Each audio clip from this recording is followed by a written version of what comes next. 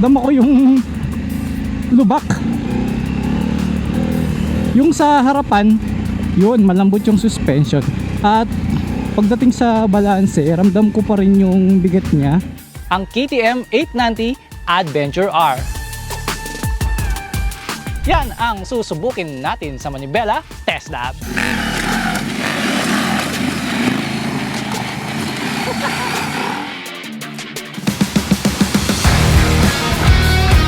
Panibagong episode, panibagong motor ang ihahataw natin ngayon mga kamanibela. Ang KTM 890 Adventure R, designed for more aggressive riding and tough terrain. Ang tanong, legit ba talaga? Yan ang susubukin natin sa Manibela Test Lab. Huwag na nating patagalin pa, tawagin na natin ang may-ari ng motor na to, na si Sir Benner Di Malanta. Hello. Thank you po. Ayan, so another vehicle na naman ang ating re-review ngayon at maraming salamat ulit. Naalala nyo ba mga kamanibela, siya rin po yung may-ari ng Hilux GRS na ni-review natin last time. Napansin nyo mga kamanibela, yung Hilux GRS niya is nakasetup for off-road. Ngayon naman, nakasetup ang kanyang motor for off-road din. Dahil sa tingin ko, marami na siyang binago sa kanyang motor ngayon. Bukod sa kanyang sticker. Oo. Mukhang bago yung gulong, bago rin. Bago. Oh, sabi ko na eh. Pinalitan ko. Alright, pwede ba nating malaman kung sa dami-dami ng mga motor na pwedeng pang off-road, bakit itong KTM 890 pa ang napili mo? Meron namang 390, merong 790 yata, di ba? Meron ganun. Meron. Oh. Pero bakit ito? Kasi nagmula ako sa mas higher CC na mas heavy bike. Ah, sa bagay. Oo. Mahilig ako sa off-road tsaka sa adventure. Gusto kong itry yung parang tawag nila dito middleweight siya. Ah, sa bagay meron pa yatang mas heavy. malaki. Oo, meron super heavyweight parang Yung mga ganun. 1290 na ba yun? 1290. Ah, okay. oo. Ah, mas mababa pa pala to kung 890. 890, Okay. Mas Alright. magaang siya, mas agile, madaling gamitin. Kung sa bagay, kung nasanay ka na sa mga bigat, malalaki, siyempre baka manibago ka nun pag sobrang gaan naman. Ah. Mukhang mahinaan ka. And then, pwede mo bang ituro sa amin, kuya, kung ano yung mga pinalitan mo na sa motor mo? Siyempre, unahin ko na yung gulong. Oo nga. Talagang ano na to eh. Kung baga sa Hilux mo, ito yung mud terrain, di ba? Oo, yan na. Parang dirt bike na siya, di ba? Okay, yan. Masyadong aggressive na. Pero okay pa rin ba siya sa road kahit ganyan yung gulong mo? Sa akin, okay naman Sa siya. bagay. Pero medyo maugong talaga. Ah, kagaya dun sa sasakyan Oo. mo. Ano? Maingay siya. Sa bagay. Tsaka, kung sanay ka na, kaya mong tansyahin yung road, yung kapit ng gulong. Yan.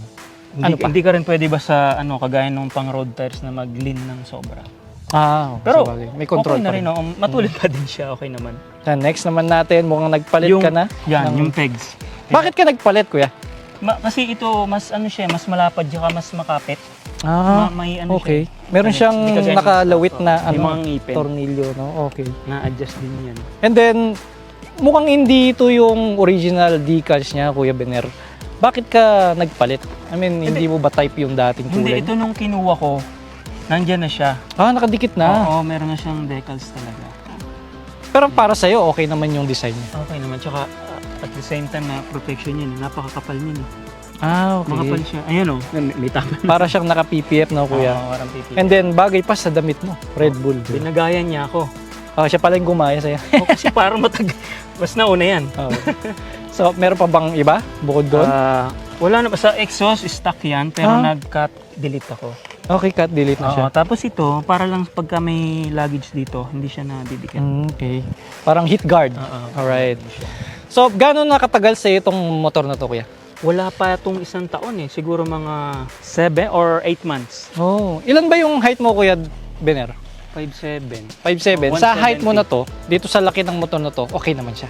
Para sa akin, okay naman. Pwede ko ba siyang Pwede. try? Kasi 5'7 din ako, so Parang matangkad ka sa akin eh. oh, baka 5'7 and a half. Paano ba ang tamang pagsakay ng adventure bike? Sasampa mo Yan. ganyan. Tapos ganito na. Yun. Okay.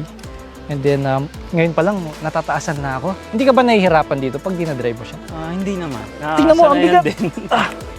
Ay, mataas siya! Mataas no? Mhm. Mukha lang mababa pero Sa bagay, kuya, kapag ka nasa off-roading ka, para hindi siya sumayad, kailangan talaga Mas mataas okay yung ground clearance eh. Siguro mag-a-adjust ka na rin sa upuan para maabot mo siya. Alright. So, sa ilang taon mo nang ginagamit to, Kuya Bener, saan mo na siya dinala? ano pa lang, 8 months pa lang. Okay. Sa Pangasinan, nadala ko to. Tapos dito sa, yung loop ng ng Bataan, nagamit ko rin siya. So, pang road pa rin siya, kahit pa paano. Yun. Ganun pa rin yung gulong niya nung ginamit Yan pa rin. niya. Okay. Okay naman pala. Okay naman siya. And then, sa lahat ng mga specs nito, ano yung pinaka nagustuhan mo talaga sa kanya? Yung tumatak, bakit KTM? Pagka sinabing KTM, gusto ko yun. Bakit? Pagka kasi idol ko si sino ba to? Si Chris. Chris Birch yung laging KTM mga gamit niya.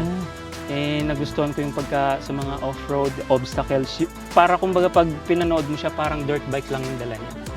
Kaya sabi ko, mukhang maganda siyang gamitin, magaang. Kaya kumuha ko niyan. Nagustuhan ko naman, parang ganun nga siya talaga, agile. Para talagang dirt bike siya gamitin kahit na 890, malaki siya. Di ba, KTM medyo, alam ko, pricey yata yan compare sa mga ibang brands ng Japanese brand. So, kumusta naman yung presyo niya para sa'yo? Sa mas mga nauna kong adventure bike, siya yung mas Mas mura pa siya. mas mura siya. Ano ba yung mga nauna mo? Diyan na ako napapaisip yung mga dati, yung 1250, yung BMW? Oo, yung okay, GS. mahal nga yun. And then, nagka-Ducati ka rin, di ba kuya? Dati yung Multistrada. Pero hindi siya yung kagaya nito na pang off-road. Hindi. Although may nilabas na bagong Multistrada na pang rally talaga. Siguro ang nito yung Desert X. Desert Parang X. yun Tama. ang category niya. Medyo hawig nga sila. Base sa nakikita ko, Kuya Bener, medyo may kakaiba sa motor na to Kasi common, nandito yung tangke talaga niya. Which is ito yung tangke talaga niya, di ba? O yung 390, di ba? Diyan. Ano itong nakaumbok dito Ito na yun, yung kanyang fuel tank. Okay. Kabilaan siya. Ayan, doon. Okay, so dito siya maglalagay ng... Maglalagay, pero dito yung kanyang tangke okay, ang galing. Tangke yung buong yan. Pero plastic ito, kuya. Alright. Meron lang siyang rito, plate, para hindi siya matamaan. Kahit may protection siya. At alam nyo ba mga kamanibela, meron din akong KTM at ang nagustuhan ko doon, mas magaan siya.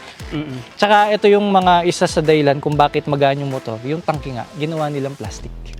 At saka mas safe nga naman yun. Tsaka yan maganda kasi yung center of gravity na Sa bagay. sa baba siya. Okay. Pagdating sa safety features, alam naman natin, kompleto na to ABS, traction control. So sa lahat ng mga safety features niya and mga special technology na nilagay dito, baka meron ka pang gustong i-improve pa. Halimbawa, naririnig tayo ng manufacturer ng KTM, baka marinig tayo, baka meron kang gustong i-improve pa dito o baka may nakulangan ka pa. Sa akin naman so far okay na yung kanyang future. Pero yung gusto ko yung button sana ng ABS pang off. Okay. Nandyan lang. Yung on and off, mabilisan. Oo, hindi ka na kailangan mag-menu pa. Yung button mismo ng pang off ng ABS. Tsaka yung sa traction control, kuya, wala rin siyang button na mabilis lang siyang mapipindot. Ipapasok ka pa kasi sa niya dun sa menu doon. And yung mga request na kagaya na yan is depende na rin kasi kung saan mo gagamitin Like ikaw, focus ka lang talaga sa off-roading Kaya yun yung nasuggest natin. Pero as rider na yung normal lang, pang ride na casual, actually okay na lahat. Okay na. Brakes. Brakes. Medyo nahinaan ako sa brakes niya. Dapat palitan natin ng Brembo ulit guys sa Hilux. Kasi para sa akin mahina yung front brake. Gusto ko nga kung pwede upgrade yan So ganda Pero kung sa naman, sa off-road, okay na siya. Okay. Pagka lang sa road talagang